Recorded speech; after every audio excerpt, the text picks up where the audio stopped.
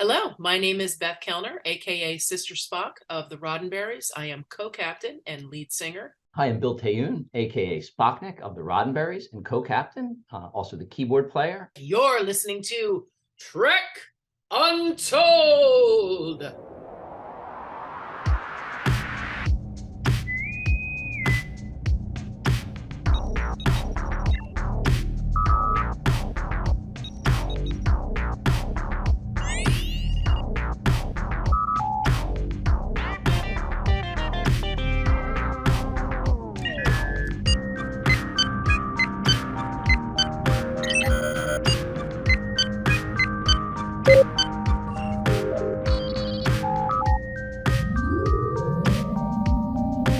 Hello and welcome to Trek Untold, the Star Trek podcast that goes beyond the stars.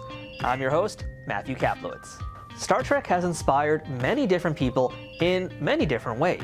After watching Star Trek, some Trekkies became interested in science and went on to become doctors or engineers or even astronauts thanks to their love of this franchise. Likewise, the show affected creative people as much as it did technical-minded folks, and has given us artists, clothing designers, and even musicians. And going down that road leads us to today's guests, since we're talking to two members of the sci-fi cabaret band, the Roddenberries.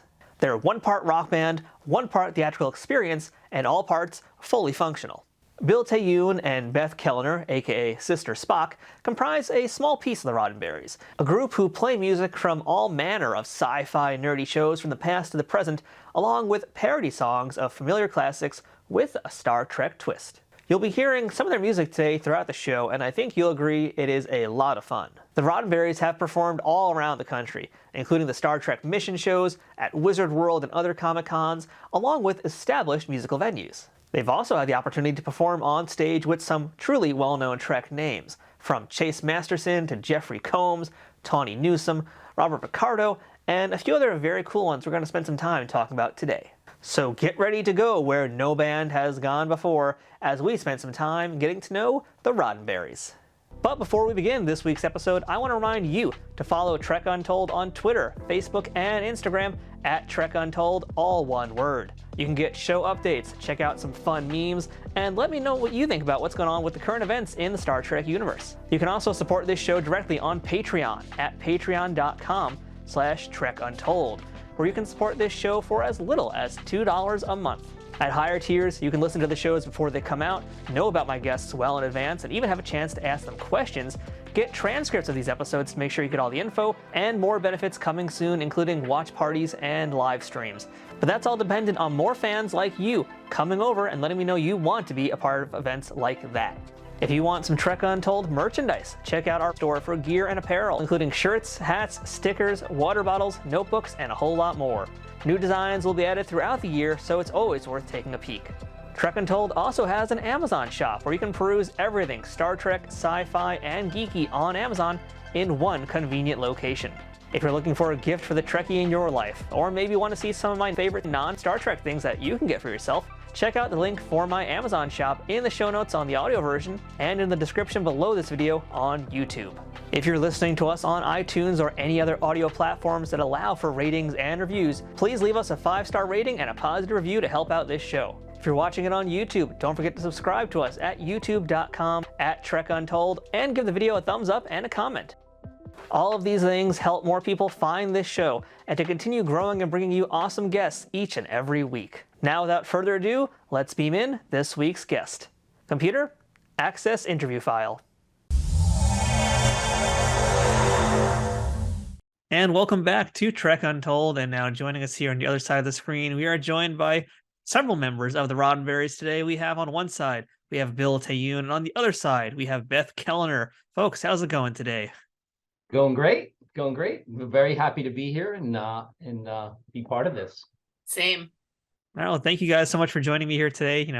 It's really fun speaking to folks who aren't necessarily, like in the Trek shows proper, but are doing things around the Trek world. And you guys are doing some really fun stuff. So, for the folks who are listening today who don't know who you are, I'm very excited to be able to introduce them to you guys. But let's just start first things foremost here. Let's just get to know you guys a little bit better. And so Bill and Beth, I'd love to throw you guys the first question I ask all my guests here. And that is, what is your earliest memory of Star Trek? And Beth, I'd like to start with you. Actually, Star Trek was probably literally my earliest memory. Wow. I think I started watching it when I was about 3 or 4 with my dad. And it was an old black and white TV, and he loved sci-fi. And I watched it, of course, in syndication. I wasn't around yet when it first started airing, but my dad was a huge fan, and he turned it on to us when we were very, very young. And I was hooked. I was absolutely hooked. I was a lifer from like my earliest memories, pretty much. So yeah, seriously. I mean, that approach is like the most formative years you can possibly have. There you go. Mm-hmm. We used to fight over who loved Spock the most. Me and my siblings, like literally, we would fight over who loved Spock the most. I think I won, guys, if you're watching. I think so too. Yeah. How about yourself, Bill? It's a similar experience. So I'm You also get the fist fights over who loved Spock more? Well, yeah. I mean, I concede that to Sister Spock here. I mean, she definitely gets that one. But I'm 6 of 7. I'm the 6th of 7 kids, and and I'm second to the youngest, second to the last. So there's 10 years. My oldest brother is, I think, 11 or 12 years older than me. So growing up, there was Star Trek was always on, the original series. I remember seeing, the more vivid first memory of Star Trek was seeing Wrath of Khan in the movie theater. I don't know how old I was, in first grade or second grade or something like that. But I definitely remember seeing that in the movies, but it was always in the periphery. It was always around. It was always on. We love to imitate Kirk and Spock and all of those kind of things, and so that's probably where my first memories are. And then just getting latched into the music. I am a musician and played piano and started at a young age, but I was always drawn to movie soundtracks and more specifically Star Trek. Yeah. Beth, I have to ask you, do you guys just refer to Bill as 6 of 7? That's my what? I knew that was going to come up as soon as he said I was 6 of 7. He gave me the setup. I had to do the slam dunk. I'm 3 or 4, so he wins though. He's got so many people in his family. It's like the parents keep messing the names up sometimes. Yes. I've been assimilated. Yeah. That's fun though. That I forgot about that memory for you though, Billy, about the Wrath of Khan, because that's another memory that I had as a child, because my dad would take us to all the Star Trek movies when they would come out, and we'd sit in the theater together as a family and just go nuts. So, right. Good, wholesome family fun. That's good parenting to me. Like, what parent wouldn't introduce their children to any of the Star Trek series? There's something to be learned and gained from every series. It's a beautiful thing. There's nothing more wholesome than seeing a SETI eel crawl into someone's ear. Right. Exactly. That's exactly what. Well, Bill, let me toss you this one right now. I'm curious to know if you guys are from like musical families at all. Like, what was that like growing up for you guys? And this is basically my way of getting into the other second question I asked my guests, which is, where were you born? Who were your parents? And what did little so and so, in this case 6 of 7, and Beth want to be when they grew up? Yes, my family's always been very musical. Just a little segue. My family had a popular restaurant in Philadelphia for many years, like 40 years. It was a Middle Eastern restaurant where we had live music and belly dancing every night. Oh, nice. And I grew up, my father played an 11-string fretless instrument called an oud, which was basically the father of the lute, grandfather of the guitar. He played that. My brothers played the doumbek or darbuka, which is the drum. Always musicians there, violin players, clarinet players, Armenians, Turks, and whatever. And so Lebanese, Egyptian, always somebody there playing music for the dinner crowd and the belly dancers. And I was also thrown into, hey, it's in addition to bussing tables and washing dishes and waiting on tables, it's also get upstairs and, play the drum or play the keyboard or do something. We have a belly dancer going on, we have to play. So that kind of thing. Also piano lessons at a young age, at home, classical music. So I grew up with this kind of, American rock and roll, classical music plus Middle Eastern music. And it was this just a medley of all kinds of different music. So yeah. Very cool. And after this interview, I'm going to have to see if I can hit you up and try and steal your family's recipe for hummus, because I could use a good one. And My pleasure. My pleasure. We made a lot of it. Oh, good. Beth, how about yourself? I have a slightly similar story in that we didn't own a restaurant or anything like that, but we grew up with a lot of music in my house as well. My parents were very much into classical music, and my mother played the piano. She had played the organ in church growing up. My dad taught himself how to play the harmonica, the slide whistle, the zither. It was a very musical house. And I got very interested in piano when I was about 5 or 6 and had my mom start teaching me. And then I took years of piano lessons, mostly classical. And I also took about as many years of flute lessons. But when it started getting really intense with both, and I was in school, I kind of had to pick one or the other. And I chose the piano because it meant more to me. And I've loved to sing my entire life. When I was little, I dreamed about being, Shirley Temple and singing and dancing and doing big numbers and stuff. Like I would wait. I couldn't wait until my babysitter, my parents would leave so I could put on these musical numbers for my babysitters that I had gotten together with, like props and, background music. And I was just that kid. I was always that kid. So, it's been a lot of fun. When I first met Billy, I heard from my partner who'd known him for years. He's like, yeah, I've got this friend you really love. He plays a lot of Star Trek music on the keys. And I was like, why do I not know this person already? And so, when I met Billy, it was just like, all right, we're doing this, man. We're just going to be like besties forever. It's true. That's what happened. It's true. Yeah. I feel like that's now the perfect segue to kind of get into the story of how the Roddenberries all came together. I don't quite know the chronology of how this starts or who was, I guess, who started with who first. But let's go into that right now. Let's talk about how the band got together. So where did that original idea come from? Was it just kind of happenstance because you guys had met and were jamming a bunch, or was it something that somebody wanted to do? Yeah, there's a couple of things. Like there was the story of Beth and her story of Trek music, and then there's my story, and then how it comes together. But for my part, I was always playing the soundtracks and themes on keys, and all the ethereal stuff, the Spock's theme and Wrath of Khan, and that Vulcan very somber type of theme. All of those things. I just love it. When I hear them, and then when you're actually playing them, you kind of feel like you're part in it to a certain extent. But anyway, the Kirk love. Playing that music, and then Beth's partner, who I've been friends with for many years, who actually worked at my family's place way back when. We're talking early '90s. Hosted a part of the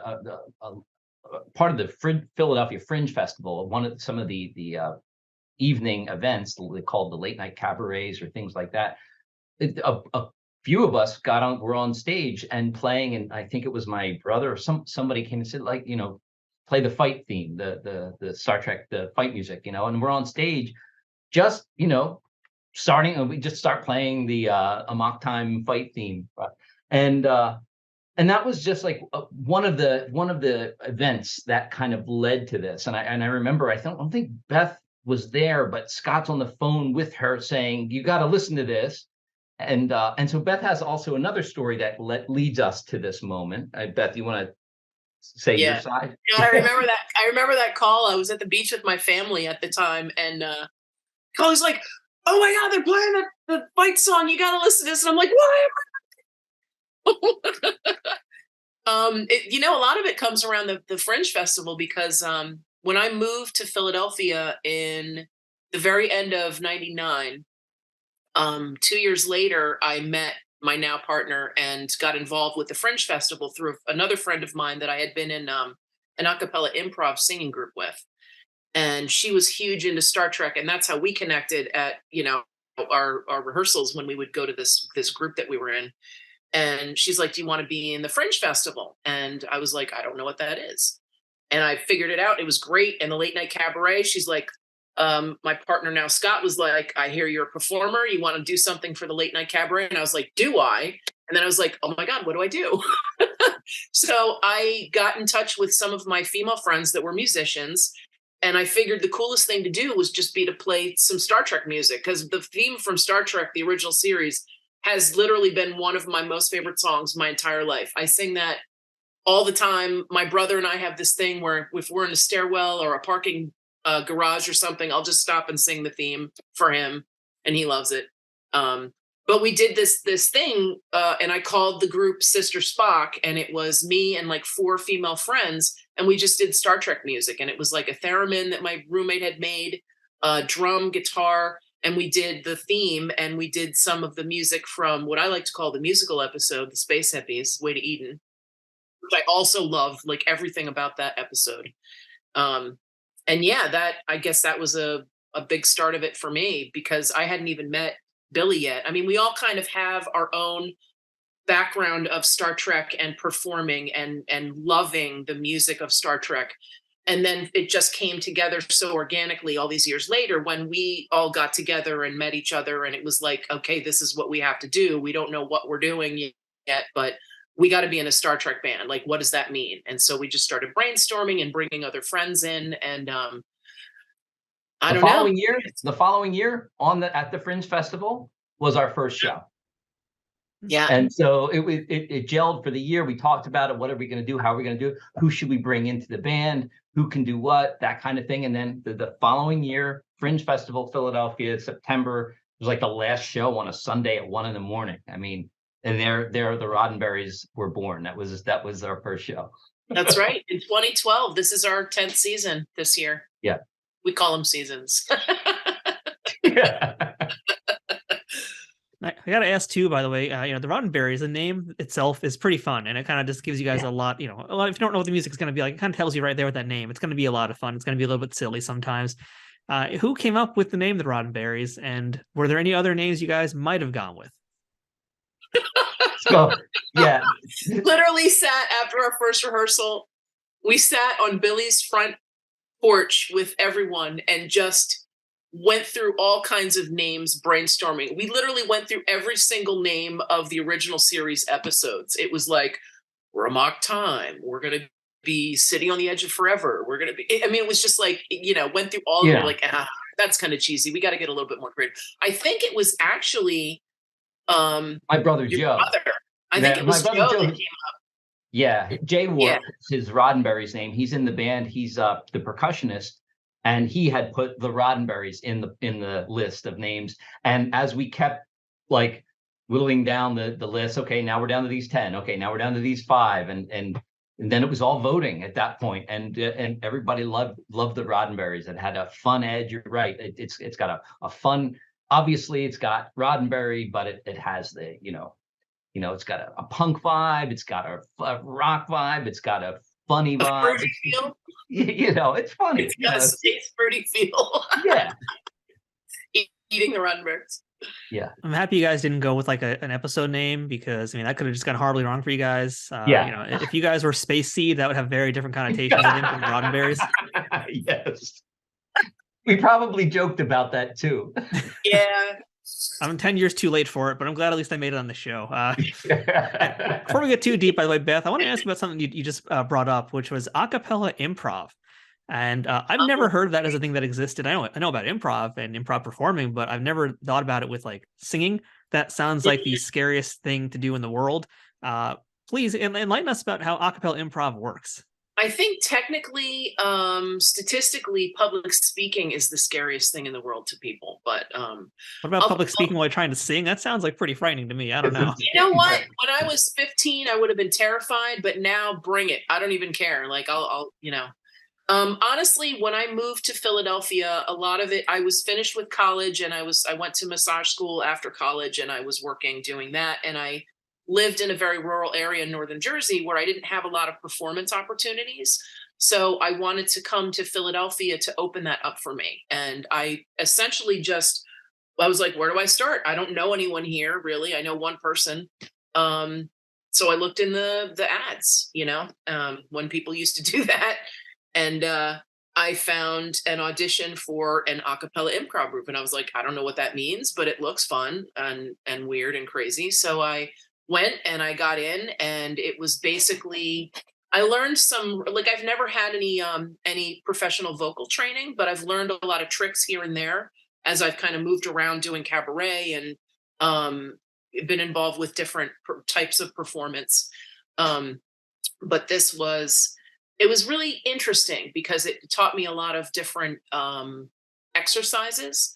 Like there's one thing that I absolutely love called the sound pillar, and you stand in a circle with however many people you have, and one person sings a note and another person just comes in. It's not staged or anything, it's just as you feel it.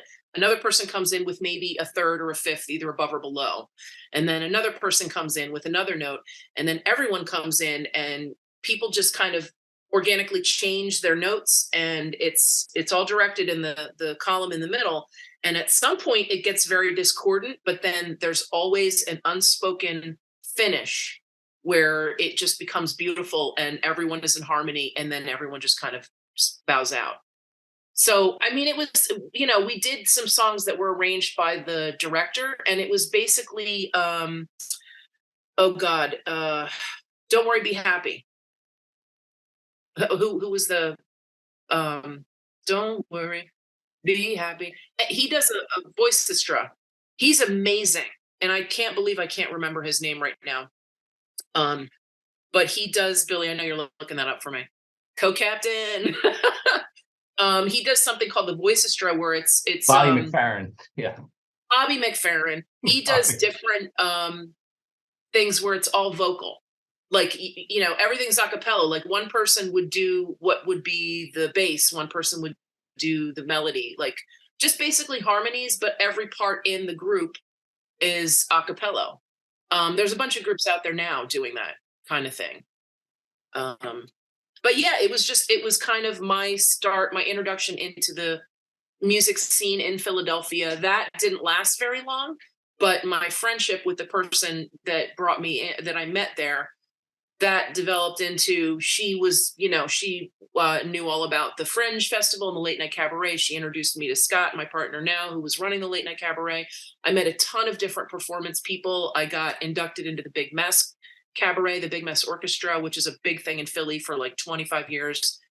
We had our last performance, the last show at the Trocadero, actually right before it closed down, which was crazy. But it's been an interesting ride, but that kind of got me my start in Philadelphia. And then from there, I platformed and met, all of the friends that I have now and the people with whom I like to make music.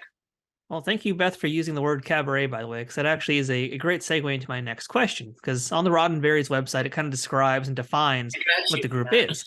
And we didn't rehearse this, you guys. It's just improv, just back and forth. You guys kind of define like what the Roddenberries are, and the term that you use is like a cabaret band, and I don't really know what that term means. So, Bill, maybe you can help me out here. Can you tell us like what is a cabaret band, and how does that work with essentially being a Star Trek inspired cabaret band? So you're definitely, when you come to a Roddenberries show, I mean, you're coming to a show. You're not just coming to see a rock band or a band play music.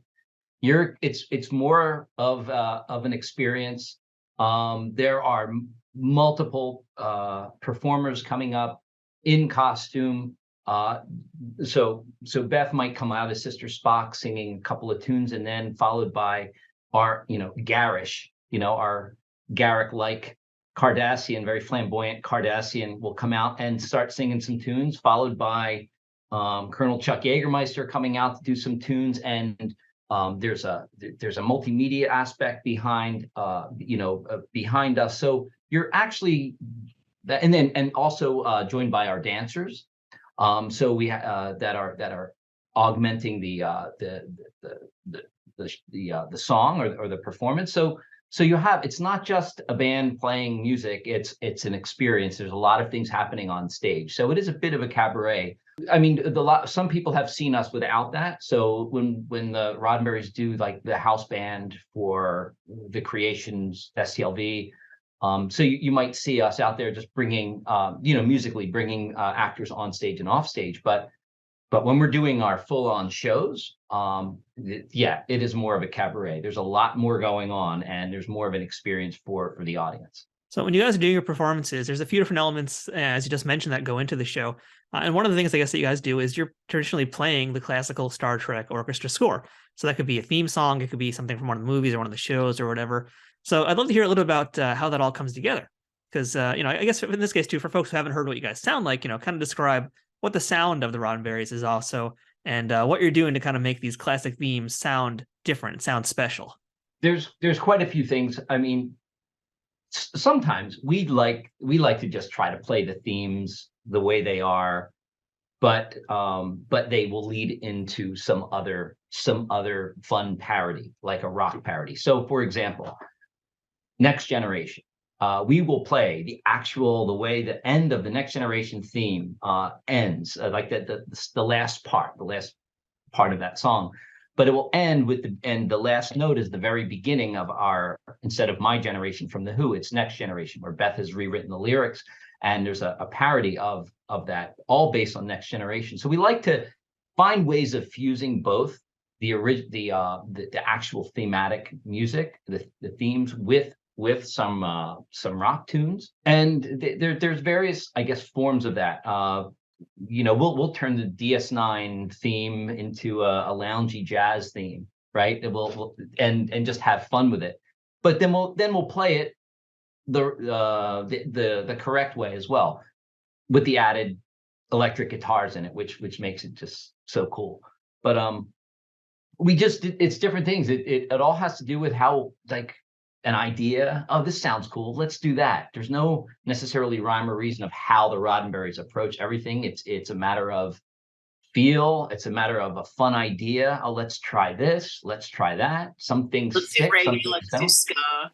Yeah, well, we've turned things exactly. Let's do a reggae version of that, a ska version of this.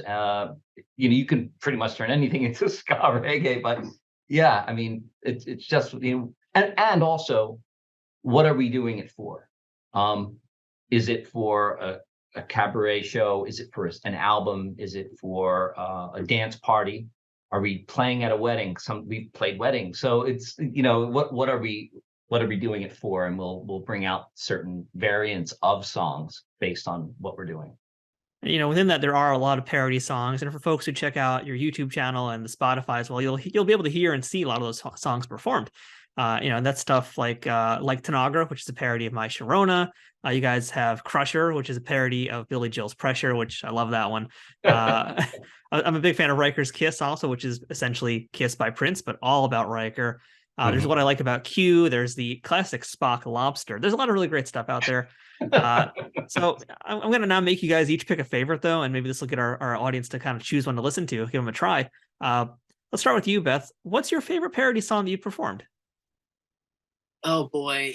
I have to say, for me, it's tough because I have so much fun with this band. But I think in performing, I'm going to have to say it's a tie between Riker's Kiss and Space Lord Vader. Space Lord Vader's not recorded, but we have videos out. It's a Monster Magnet song that I changed into a song about Darth Vader, and I dress as Vader and sing the song. Monster Magnet is what they call stoner rock, and they're from Red Bank, New Jersey, and they kill. They're amazing. One of my most jams. Oh, they're so good. They're just so heavy and just so good. I remember pitching that to the band, and they're like, "I don't know who this is. I don't." But I'm like, "Trust me, you guys. We're gonna want to do this song, and I'm gonna rewrite the lyrics. It's gonna be everything."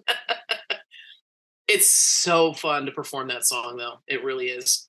And Riker's Kiss, I get to be Drag Riker. So, I mean, how could I possibly be upset about that? The very first time that we performed that song was at Frankie Bradley's, and no one had seen I got my costume together and, outside of rehearsals and stuff. And so the very first time we performed it, I came out to the beginning of that song as Drag Riker, and our bass player, Ned, had no idea who I was.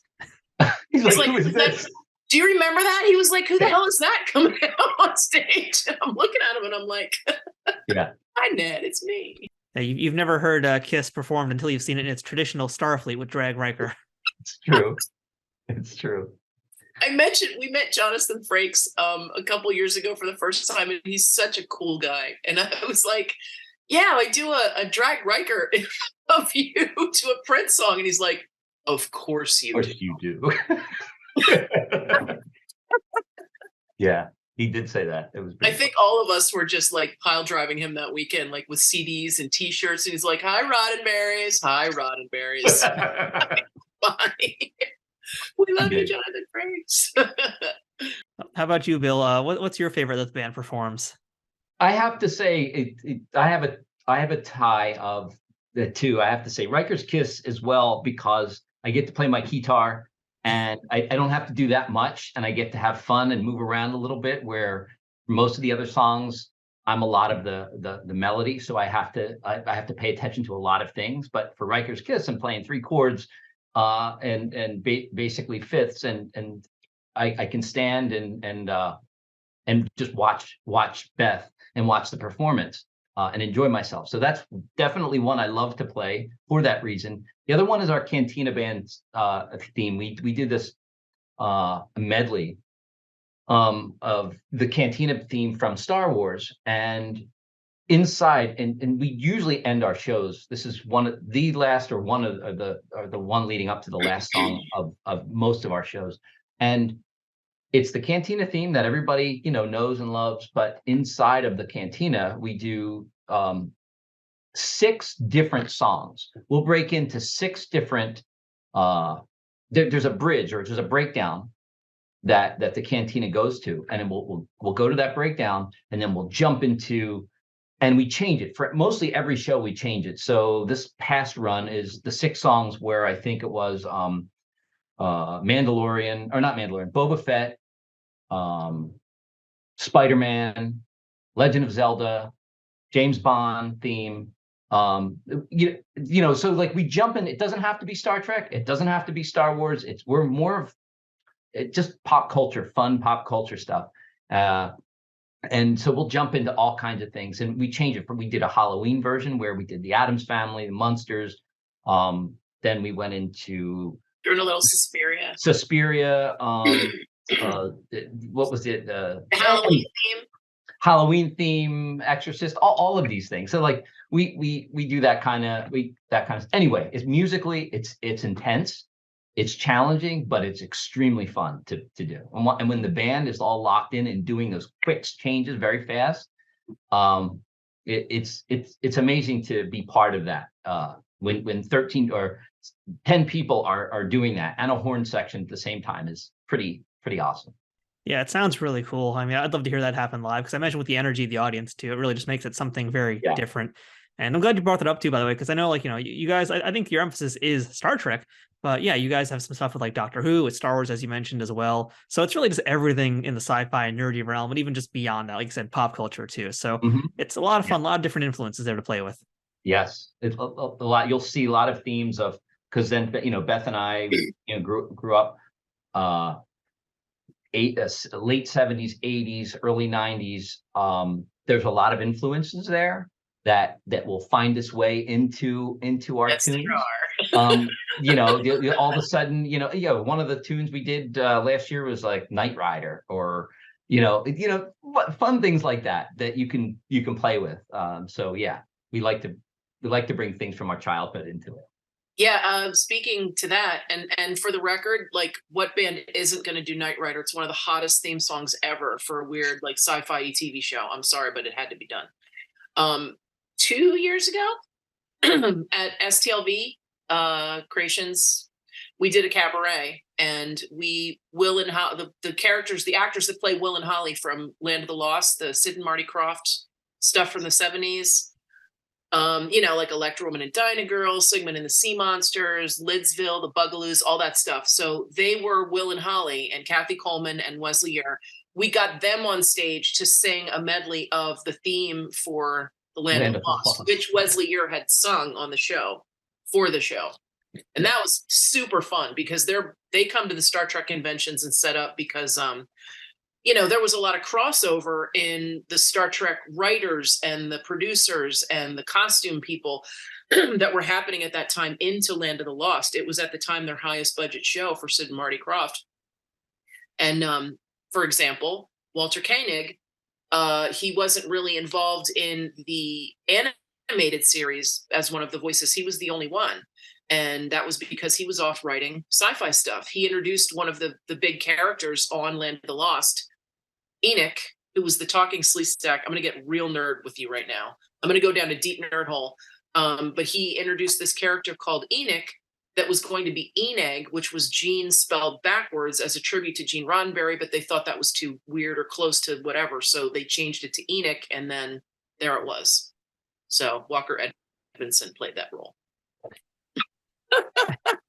Yeah. I don't even know where to come in with that one. That was even nerdier than I could possibly go. I love the nerdosphere. Listen, we love so much of this. There's so many different levels of nerdosphere, and we love them all. And we don't want to go into any show understanding how smart our fans are and the people that we're going to perform to are. So we don't want to assume that they don't also love Battlestar Galactica. They don't always love these crazy 70s trippy shows that we watched. Star Wars and Star Trek, we can all get along. You know, we like to unite the nerdosphere and just bring up as much stuff as possible. We actually had one guy come up and say, what did he say, Billy? It was like, I've never had 3 of my tattoos represented in a set list before. Yeah, that was I thought cool. That was one of the coolest things I've ever heard. Yeah, it's like, we won. We won. We win. Win. Yeah. Best compliment you can get. Yeah. Trek Untold will return momentarily. Trek Untold is sponsored by Triple Fiction Productions. Celebrating 15 years in business in 2023, TFP creates 3D printed Star Trek and sci-fi inspired items that fit into any collection. Whether you're a cosplayer who wants a Starfleet phaser, a Bajoran tricorder, or a Klingon dagger, or a toy collector looking for that special accessory or diorama to make your figures truly stand out, Triple Fiction Productions has exactly what you need. And for you figure fanatics, that includes products that are the perfect size for Galoob, Mego, Playmates, and everything in between. All products are 3D printed in the US, with new designs constantly being updated on their website. Repeat customers can sign up for TFP's loyalty program for free, where the more you order, the more discounts you receive. TFP also has a pay what you want section, where clearance or misprinted items are available at a discounted price. Best of all, every product can be shipped worldwide. As a special bonus for listeners of this show, Trek Untold has a special discount code just for you. Enter Untold10 at checkout for 10% off of all orders with no minimum purchase required. That's 10% off using Untold10. To see all of their products, head to triple-fictionproductions.net. Or to stay up to date on their newest products, find them on Twitter, Facebook, and Instagram. Triple Fiction Productions, where something is only impossible until it happens. Are you looking for the perfect fashion statement to show you're a geek and proud of it? Well, welcome to Geek Girls Castle, where I make fun and functional geeky clothing and accessories for every occasion. My name is Missy, and I started creating my own gear and apparel in 2015 to bring nerdy products to the geek girl population, which does include all LGBTQA+, non-binary, and POC and BIPOC folks. I couldn't find anything for us gals except t-shirts, so I decided to combine my passion for fashion with my fandoms, ranging from handmade skirts with really large pockets, travel accessories like toiletry bags, luggage tags, and zippered pouches. I also embroider nerdy items for home decor like wall hangings and hand towels, and products like keychains, bookmarks, and journal covers. Need something to carry all that in? Well, I make great bags to put all those accessories into or onto. Whether you like Star Trek, Star Wars, Doctor Who, Marvel, DC, and everything else in between, there is something for every geek girl. My website is constantly updated with new styles and fandoms, no matter what time or dimension you come from. If you'd like to browse my products or ask for something custom, visit me at geekgirlscastle.com. That's geekgirlscastle.com. We know that you guys do a lot of parody songs. We've just talked about those, and again, folks can check them out on YouTube or Spotify. But just out of curiosity, again, not meant to be insulting in any way, but like, do you guys do any original songs as well? Do you guys have any like original compositions that you will perform at the shows? We have a couple of original compositions. I think what you're going to see in our next iteration, our next album, there's going to be some originals on that. There's some things that we have that we play in our shows that we haven't really recorded because we haven't really said this is what it is. It's this, and it ends here.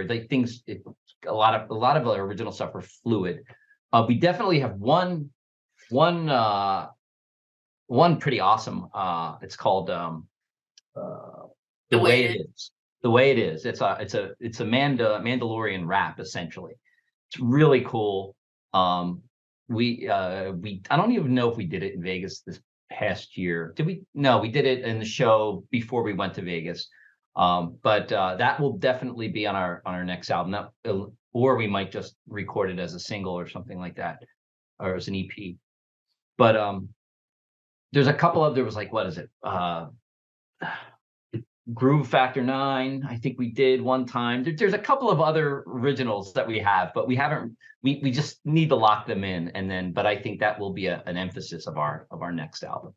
All right, so you guys have also had the opportunity to perform with a bunch of luminaries in the sci-fi world. We already mentioned one from Land of the Lost, but in terms of Star Trek, I mean, you guys have done a few things with J.G. Hertzler. So tell us about that and how that relationship began. The relationship with JG is an amazing. How it started was like it really essentially comes down to, we're in Vegas, 2016. We were brought to Vegas by Roddenberry Entertainment to play on the Roddenberry stage. We weren't on the main stage, and the way Roddenberry found out about us and invited us, that's a whole trek in and of itself. It's pretty amazing. But anyway, we're there. We're hosting the Roddenberry stage as the band for 3 days. And we're playing the show, and it's packed. It's Saturday. It's a Saturday night or Friday night or whatever. And JG's next door hosting Klingon karaoke with Robert O'Reilly, and we're playing, and we're loud, and JG's like coming over, yelling at everybody. What the, effing man, this, like, shut that off. I forget some of the things he said, but he was getting pissed. Oh, Klingon. He'd get all Klingon on us. Anyway, we end up stopping our set so they can do Klingon karaoke. Okay. That's how we met JG. And then. Well, but remember, Scott, our resident Klingon, my partner, he made them a foam core, like, guitar, because they were using mic stands and stuff to play along with the people as they were singing. So that was his peace offering. And then afterwards, it was just like, okay, you're not so bad. Right. And then the next year, we met with JG, and we were having a conversation with him. We weren't performing in Vegas. We were just there talking, and he had some ideas. He was talking about running for Congress. And we're like, hey, we can help you. What can we do to support you and all of that? And I remember, we traveled up to Geneva, New York, and performed a benefit, or performed a show, for his election campaign and that kind of thing. And it was a really cool thing. And then we also did, we actually did the music for his campaign videos. Like, it was like, I remember we did a parody of, like, Why Not Me? It was like, Why Not JG? And it was some really funny stuff. Anyway, we established a really awesome relationship. And then in 2019, when we did our album release, he came and we brought in John Paladin, and JG came and did his prosthetics, and he wore his full attire, and he was Martok for our show, and he actually played keys on a tune, and there's a video out there of that as well. And then just this past year in September, and I won't forget it because it was the day that Queen Elizabeth passed away. It was the day of our show. That's how I know. But he was in Philly performing as Martok again with us, and he played keys again on a show. So he's a member of the Roddenberries, honorary member of the Roddenberries. He's our Klingon punk rock uncle. Uncle, yeah. He's so cool. That's a good way to put it. Klingon punk rock uncle. That's really cool. And yeah, Beth, you also got to have a few really cool experiences at the Star Trek Las Vegas thing, because you also got to sing the opening number of Pippin with Ben Vereen. That must have been amazing. Wow. So, yeah. That's some magic to do, Beth. God. All right. So, we went through that song a million times, and I knew it. And for some reason, and I wasn't really nervous going on stage, because I felt like we should be there, and it was just so much fun, and it was like, this is my life dream, and I love doing this. But for Ben Vereen, it was different. I don't know why. I was so nervous. I was so convinced I was going to screw it up. And, we kind of figured that he was going to want to sing, or we planned for if he was going to want to sing. So we picked that song and we saw him getting into it in the beginning, and then chose to walk him out with it again at the end because he looked like he was into it. And then he just got up and walked over and started singing. It was magical. And it was magical. I was blown away. I was absolutely blown away that, I was singing with him, and he's such an amazing human being, and he's such a gifted performer, and he's like one of the last of the, great showmen of his time. And he's all about the music and the performance and working with musicians and eye contact. And he's very generous on stage. Although he's this amazing, incredible performer that is just an idol. Yeah. And, after he came up and he sang with us, and, all right, have a great day, Trekkers. And he walked off stage, and I just instantly started snot crying. And I was like, I need to turn around.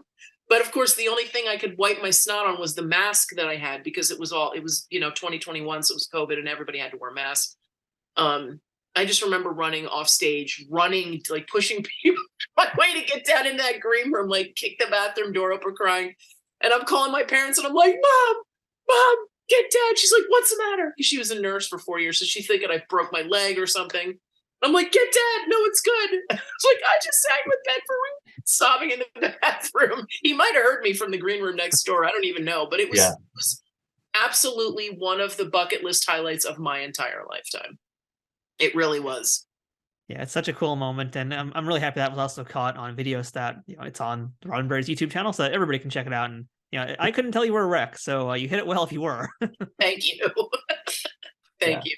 But this is actually kind of cool now, because we're going to keep talking celebrities for a second, but this also ties into some Star Trek history, because one of the other people you got to perform with was Chase Masterson, and it was I think it was a 55-year mission where she sang essentially a parody of the opening theme song to the original series. But I think a lot of folks might not know that the original Alexander Courage theme song actually has lyrics, real lyrics. And so I'd really like to ask if you guys wouldn't mind.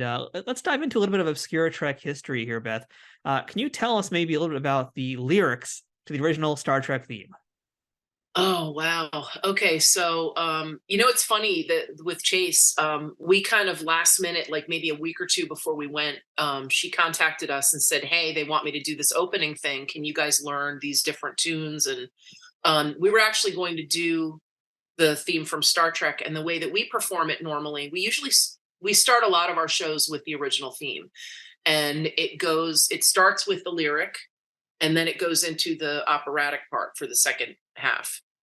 But those lyrics were actually, and they're super fun and cheesy, they were written by Gene Roddenberry. To my knowledge, it was because if the song had made a hit, or for whatever reason, he kind of wanted to have some of the kickback of money coming in from that.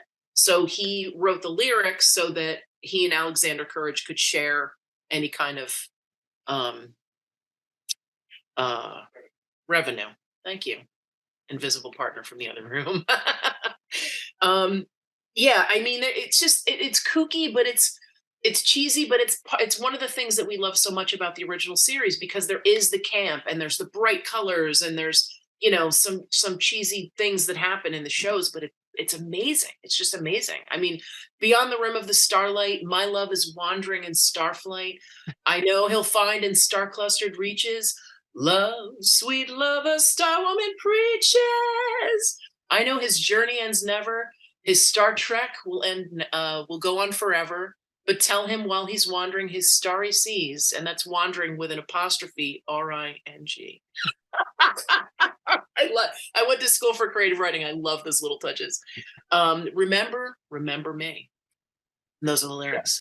And a lot of people don't know them, but the real nerds, they know those lyrics, and they appreciate when they hear them at our shows. And I'm like, you're my people. I see people singing along every once in a while. I'm like, yes. Out there. They are awful lyrics, but the song is just like still an earworm somehow in spite of them.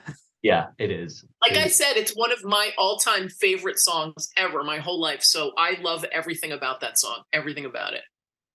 So have you guys considered, as maybe a future Roddenberries act, adding lyrics to the other theme songs?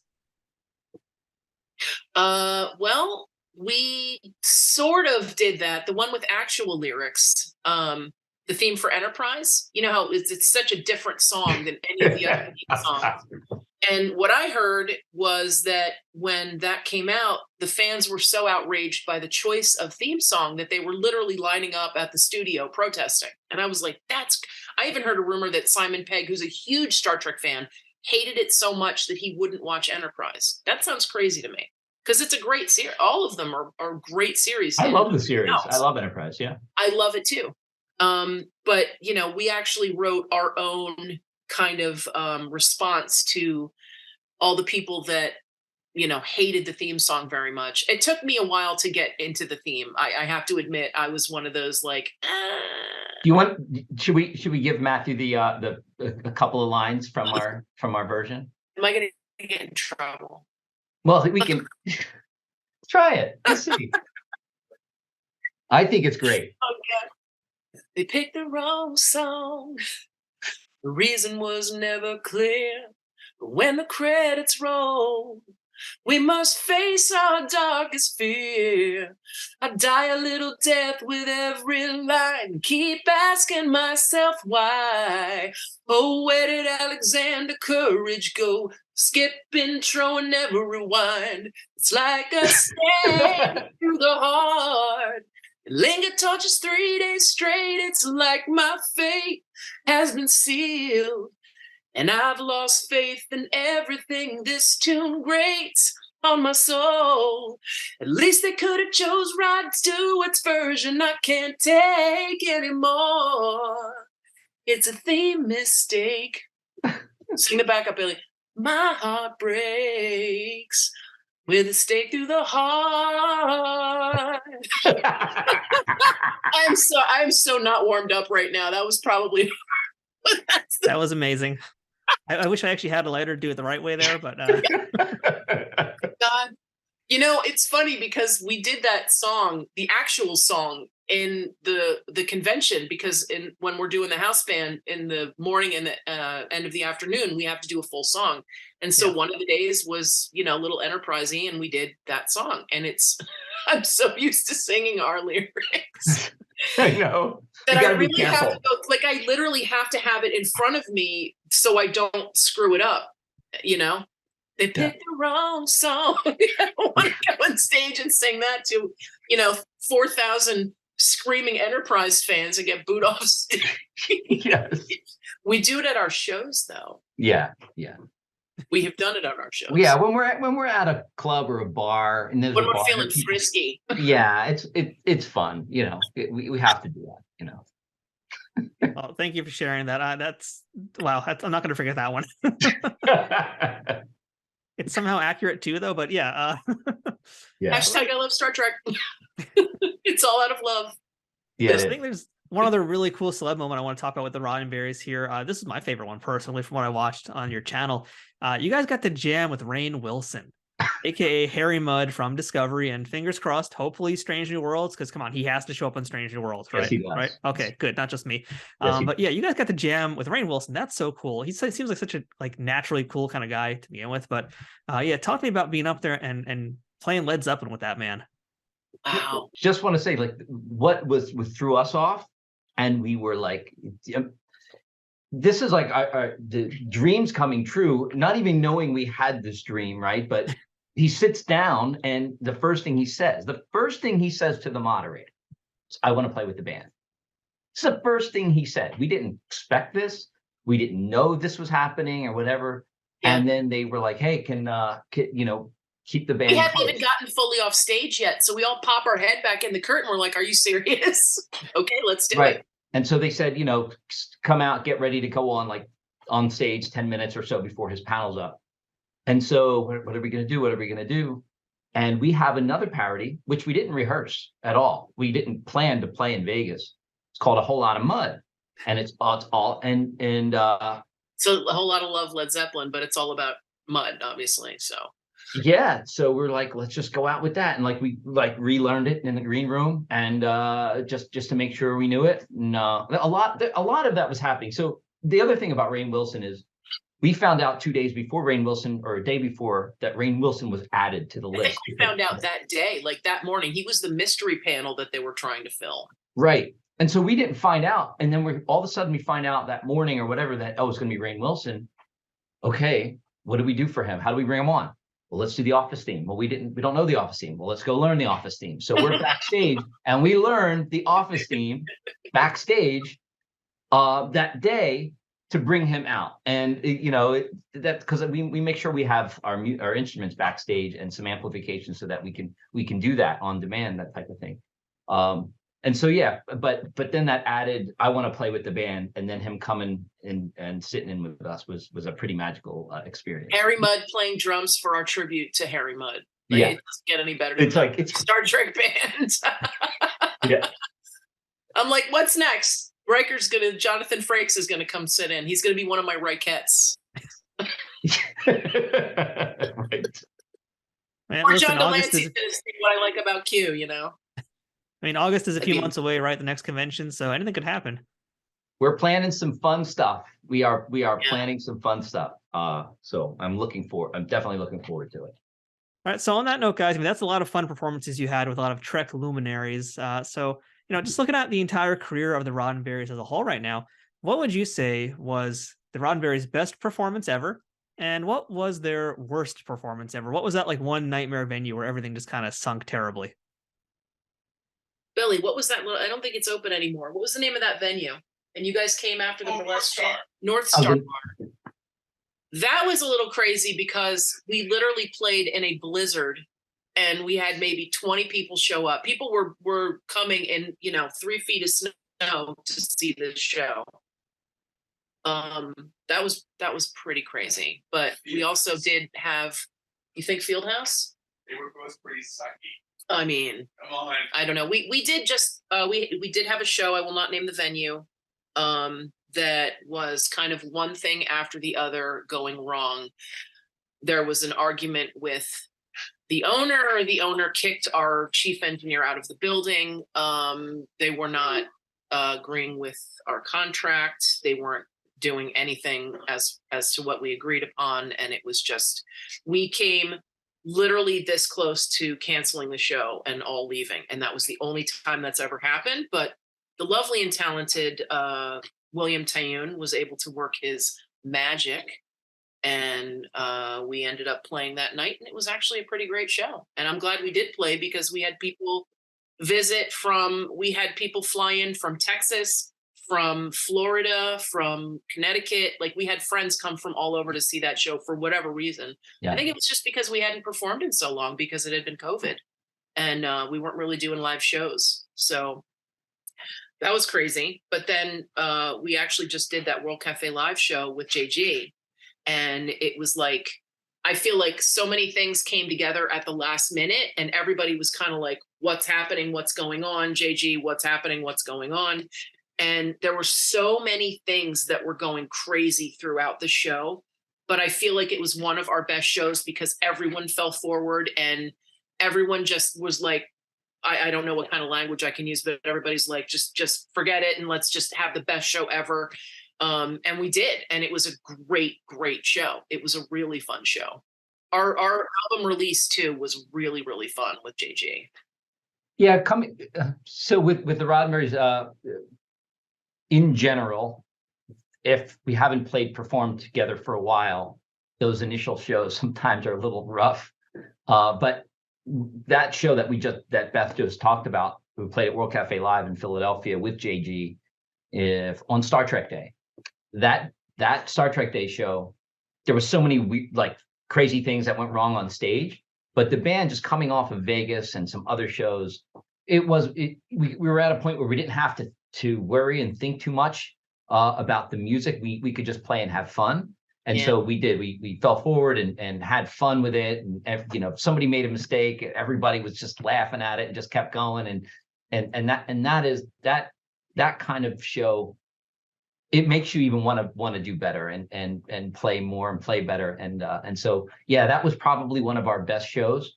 Even the show that we had the problems with the venue and all that, that was probably one of our better shows. It was an amazing performance, I think, by the band, despite all the chaos. And just early on in like the, as we call them, season 2 and 3 of the Roddenberry, we're still trying to find our footing. And when you have this many people in a band, and you not only have to worry about the band, but you have to worry about the 4 dancers and this singer and that singer coming from this direction or that direction. And the percussionist has 5 or 6 inputs, and I'm the keyboard player, and I have 5 or 6 inputs, and there's 2 guitars and a bass guitar, and Beth has her flute, or is she playing vocal or singing vocals? All of the things that are on stage that we have to kind of work through, we have a system for it now. Before it was a lot of mess, a lot of chaos, and now like we know exactly what we need where, and so it's a lot easier now. Yeah, we definitely firmed it up over the years, but that you live and learn. I think as people, we like to go through life just putting it all out there and doing your best, and then stuff is going to go wrong. It's just, especially with live performance, you don't know if the sound's going to cut out or the microphone is going to not work. We've had so many times where we're literally jumping back and forth to use each other's mics, and it was maybe more awkward in the earlier seasons of the Roddenberries, but now it's just like it's par for the course, so it's a little smoother, I think. And also the band has played together so much, and we're all friends, that I feel like everybody's really good at paying attention and listening to each other. And that makes a huge difference as well, pulling it off, especially when things are going a little south. Like, we just know. And there's so many professional musicians, like music teachers, people that gig for a living. And so there's a lot of, I want to say there's a lot of talent that's brought in. Some of these cats that we have in the band are just ridiculous. Yeah. If they didn't enjoy being in a, exactly. If they didn't enjoy being in a Star Trek band or want to be it, they're not in it for the money. That's for sure. I mean, do we make money when we go to Vegas or whatever? And then, nothing great. I mean, they're going to make more money at doing weddings and doing the things that they do for weekends and things like that. But the amount of work the band puts in to what we do is amazing. And we could never afford to pay some of these professional musicians that are in the band what they would normally get and what they're worth. They're doing it because they love it as well. And it's just fun, and it's different, and it's exciting. And we're very thankful for that. And we're blessed as a band that we've been so cohesive for so long, and people still want to do this. We've done these shows. I mean, before the last couple of years, it was just like, hey, you want to do this? And it's like you almost had to pay to be in the Roddenberries because you had to buy this and buy that and buy this. So it's gotten so much better, and we're blessed for all the musicians we have. So what are the plans for the Roddenberries here in 2023? Is there a new album on the horizon, maybe?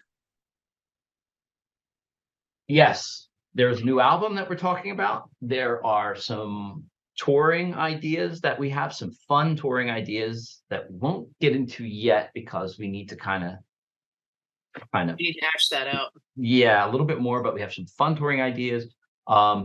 Vegas, of course, and hopefully some more conventions. I mean, our one of our goals is to be playing conventions and cons and doing that. That's where our people are. That's where we find that's really the dream that we have, is to play those kinds of things, those conventions.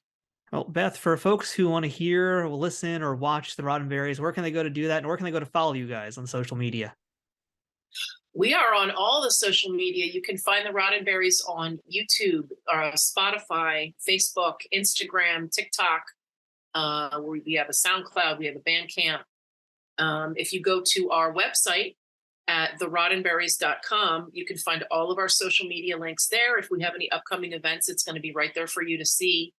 We're everywhere. We have actually a couple of professional videographers in our band proper, so we have a lot of media out there. We have a lot of we're very blessed to have a lot of representation. We have a ton of videos. We've got recorded music that's out there. You can buy it, you can listen to it on different platforms. Just go in and check it out. And there's our new Etsy page. Yes, our that new has- Etsy page. Oh, I forgot about the Etsy. yeah, that has some cool. This is our own band art. This is the Saru Pan's Labyrinth, It's Pan's Kelpian. and Doug Jones loves it. Yeah. So yeah, that's out there. I am going to need that shirt, and I mean literally that shirt you're wearing right now off your back. So please just send that to me as soon as you can, because that's I love that idea. That's a great concept. That's Beth's partner, Scott, who's in the band, who does various characters on stage.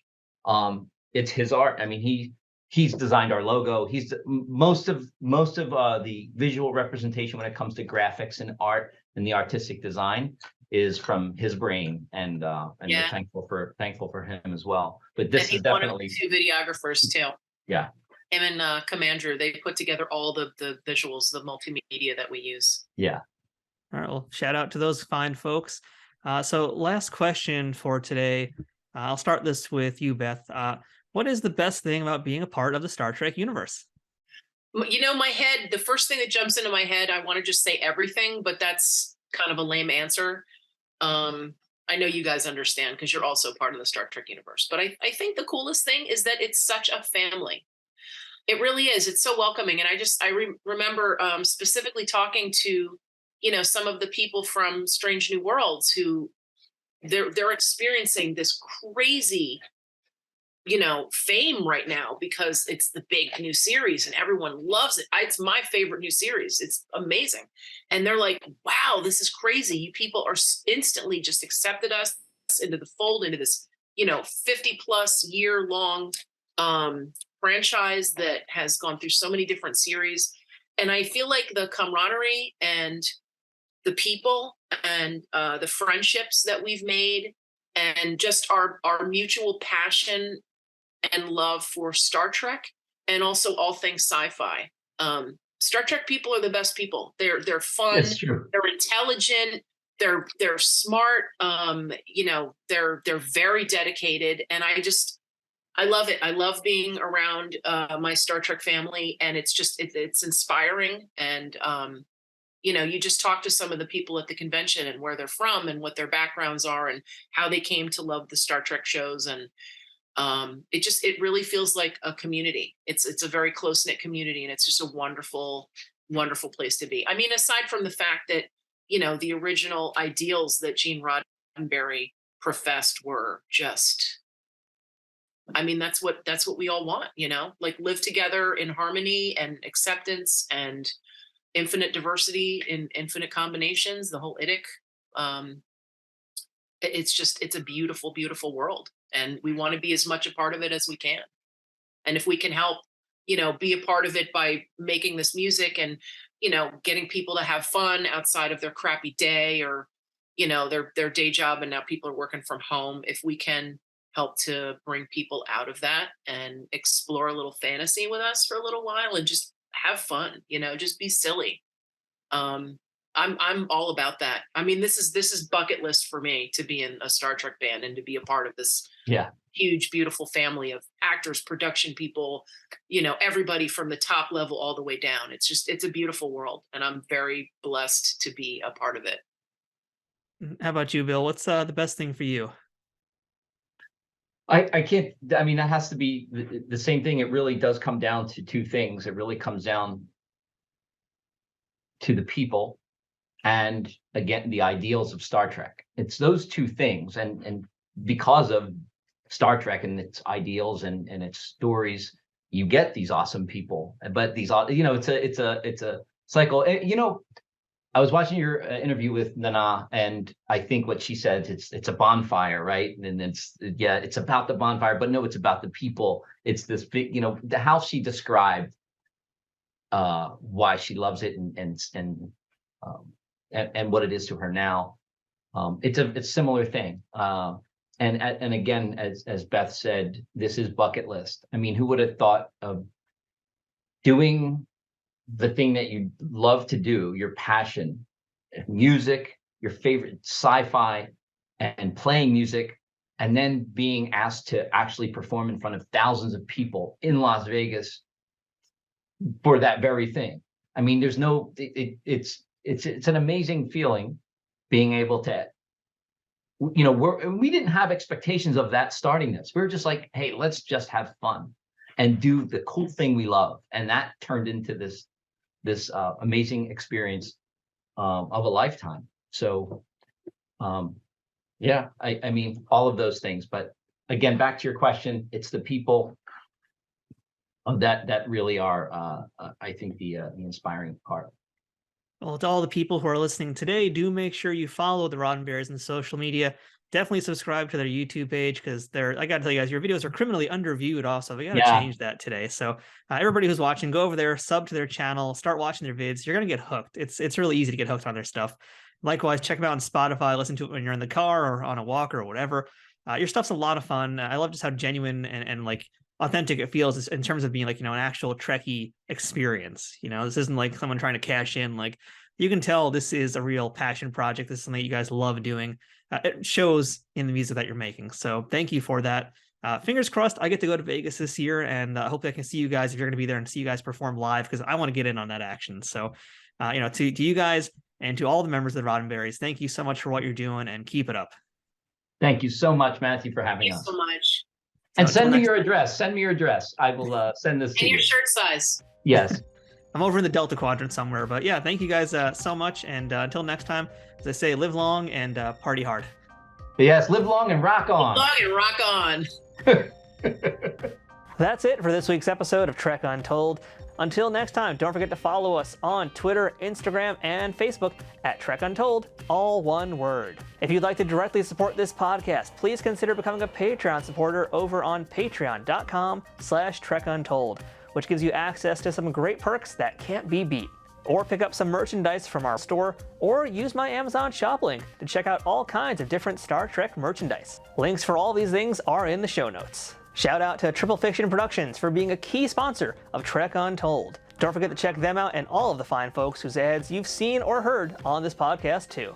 If you have any questions, feedback, or comments for the show, or would like to suggest a guest or discuss sponsorship options for any of these episodes in the future, send me a message at trekuntold@gmail.com. I hope to see you here again as we uncover more untold stories from Star Trek and beyond, and get to know even more amazing people who have contributed to this ever-expanding universe. Until next time, I'm Matthew Kaplowitz, and remember, fortune favors the bold. Trek Untold is sponsored by TrekSphere.com, promoting fan-produced Star Trek content in all forms, is powered by the RageWorks podcasting network, and is affiliated with Nerd News Today.